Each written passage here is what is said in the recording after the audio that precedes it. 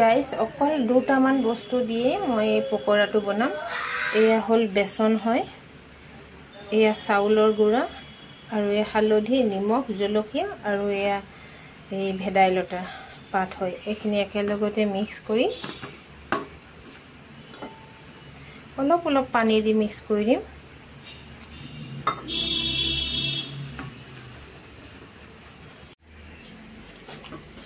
এখানে মিহলি কৰি হয়ে গ'ল আৰু জলকীয়া ফালি থৈছিলো, জলকীয়া ফলা জলকীয়া মানে বেছি লৰাটো জলকীয়া জ্বলা নাখায়, সেইকাৰণে অলপ গোটা গোটাই দি দিছো। এনেকাকে আপোনালোকে বনাই চাব ভেদাইলতাৰ পাতেৰে।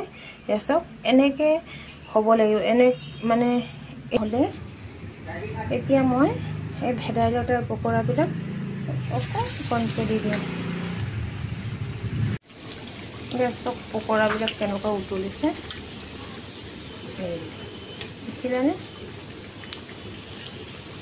এতিয়া উলুটাই ভাঙি দিম, মানে ইটো সিটো লাগি ধৰিছে। বনাই খাই তথাপি এনেকৈ বনাই খাব, পিঁয়াজ নহৰু নিদিয়াকৈ। তথাপিও পিঁয়াজ নহৰু নিদিলেও যে খাবলৈ বহুত ভাল হয়, এবাৰ বনাই খাই চাব।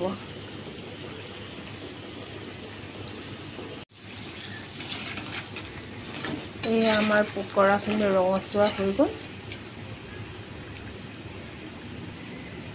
এইখিনি নহয়, ইয়াত মানে তেলো উঠি নাহে, তেলখিনি মানে এনেকৈ উঠি নাহে।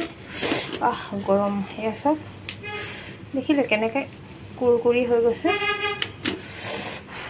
বাপৰে বহুত গৰম, দেখিলে? এনেকৈ খাই চাব। এতিয়া ৰাখিছোঁ, আপোনালোকে এবাৰ ট্ৰাই কৰিব, ভাল লাগিব আপোনালোকৰো খাই চাব। বাই বাই, আকৌ নেক্সট ভিডিঅ'ত লগ পাম।